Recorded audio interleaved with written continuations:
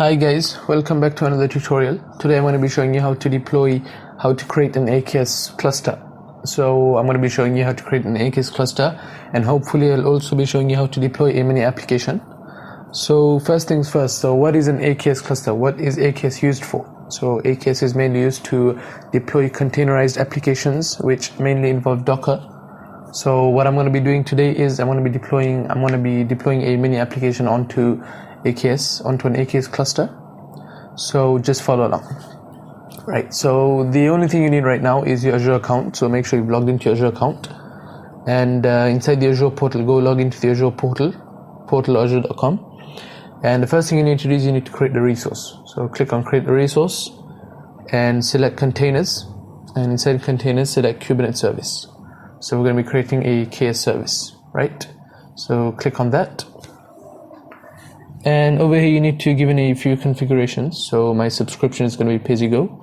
Resource group, I'm going to create a new resource group, and I'm going to name it as my latest AKS cluster, right? So it's going to be called my latest AKS cluster, okay?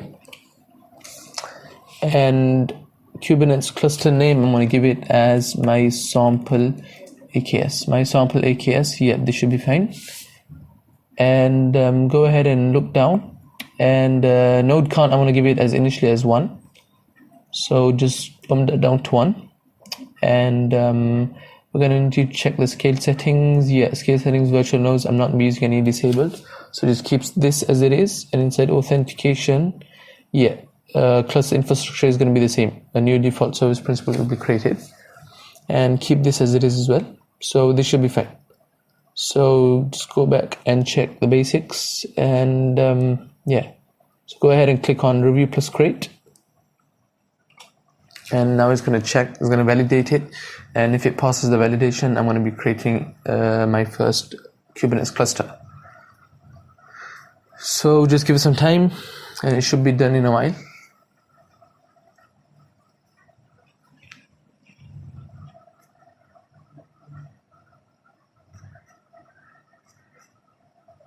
Right, so as you can see, the validation has been passed, and I'm going to click on create now, and this will take a couple of minutes. Usually takes a lot of time for me, so just give it some time. So after this deployment is done, what we're going to do is we're going to connect to the cluster using through our resource group. So just go ahead and give it some time, and it should give you a notification once it's finished. Alright, so deployment is underway. Right, so as you guys can see, our deployment is complete. So we've just created our first AKS cluster. So just go ahead and go to resource, and we can view that cluster. And the next thing we're going to do is we're going to connect to the cluster using the Kubernetes command line client. So now that you've gone inside the cluster, so this is your cluster, and the next thing you need to do is you need to connect to the cluster. So for this, we're going to be using a Kubernetes command line client. And so go ahead, and inside this top corner, click on the Cloud Shell and open the Cloud Shell inside your Azure Portal.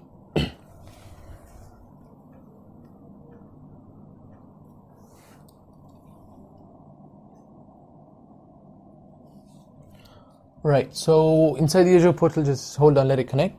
The next thing you need to do is you need to configure the Kubernetes client to connect to your Kubernetes cluster. So for this, you're going to need to use the Azure AKS get credentials command. So just go ahead and follow along, and I'm going to show you how to use the portal, how to use the shell to download your credentials. Right, so inside your Azure CLI, go ahead and type this.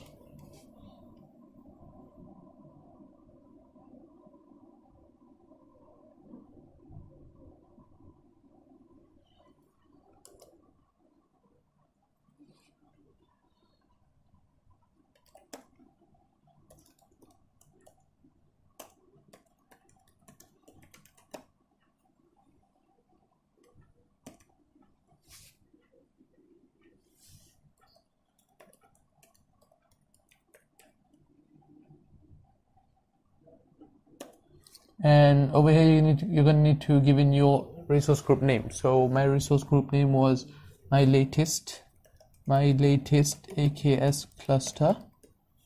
So go ahead and type this. and the name would be your cluster name. So in my case, it's my sample AKS, right? So we're going to be using the Azure client to get the credentials of using the resource group. This is the resource group name, my latest AKS cluster, and we're going to be using this, my sample AKS is the cluster name. So go ahead and hit enter.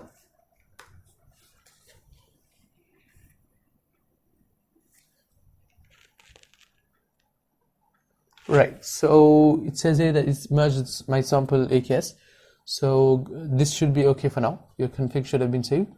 So go ahead and just use the Kubernetes client command client to return a list of the cluster nodes. So we're going to be verifying whether the cluster is in fact in position and whether the nodes are present. So go ahead and type kube. So whenever you use the Azure command line, you're accessing the Azure CLI. Over here we're using the Kubernetes command line interface. So go ahead and do kubectl and get nodes. So go ahead, kubectl get nodes, hit enter, and it should show you a list of the nodes that you have. Right, so these are the list of the nodes that you have, and over here make sure that the status of the node is ready. So it should be on ready right now. Right, so just remember we only created one node. So in the node selection process it was initially 3, and so I created 1. So the next thing we need to do is we're going to run the application. So I'm going to show you guys how to run the application. So go ahead, and the next thing you need to do is you need to create a YAML file.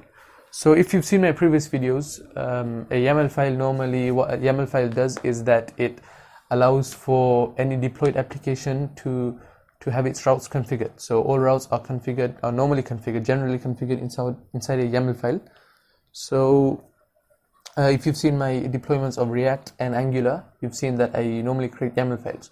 So again, in this case, the process is no different. We're going to be creating a YAML file, and within that YAML file, we're going to be setting a couple of configurations. So go ahead and use the command line, which is we're going to be using nano, and we're going to give it a name. So in my case, it's going to be azure-vote.yml. So I'm going to be creating a new YAML file,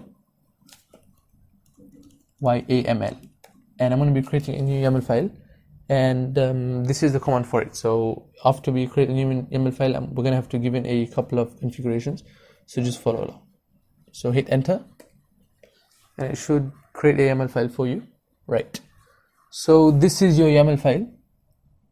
So I'm probably going to have to copy in a few things over here, and so I've already got it configured, and in my case it's this, and I'm going to go ahead and copy this. Now you can find this, I'm going to give a link in the description. This is located in the Azure online documentations from the official site, so I'm going to provide a link in the description, and go ahead, go back on this and paste it inside here.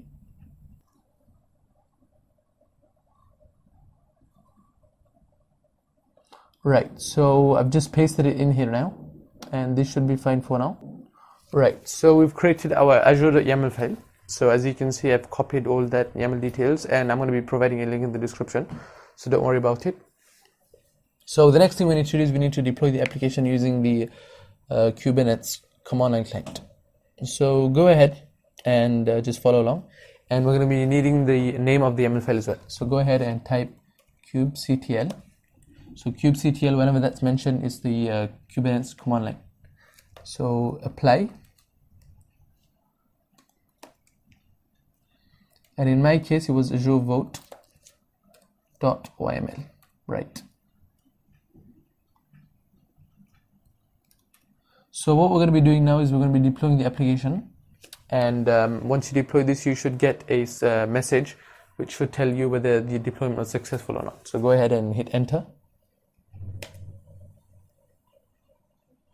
and just give it some time.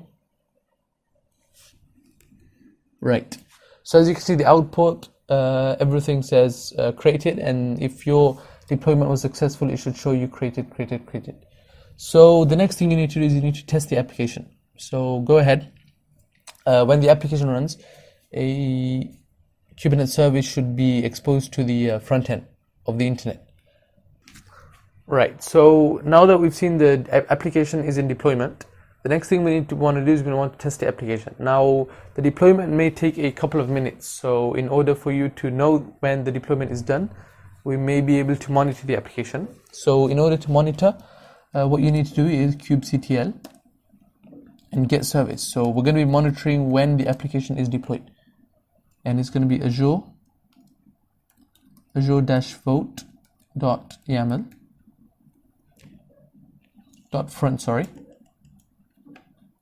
front, and when we're watching it. So why am I doing this? Because the deployment takes a couple of minutes, and so that you can know when the deployment is fully done. So go ahead and hit on enter. Right, so this is your cluster IP, and it shows you your port and age, right? So how long has it been deployed for? So it's 97 seconds, right? So normally, if you've done this as quick as it, if you'd run this command as soon as the deployment was done, you would have seen a pending over here. You would have seen a pending on the external IP, and that would show you that the deployment is still in progress, was still in progress. So now that we can see the external IP, it shows that the deployment is actually done. And so we can copy this external IP and search for it here. And right, our Azure application is actually hosted on a AKS. So as you can see, guys, this is our external IP, and this is how you simply create an Azure cluster and you deploy a mini application to it. So thank you guys for watching, and I will see you guys in the next tutorial.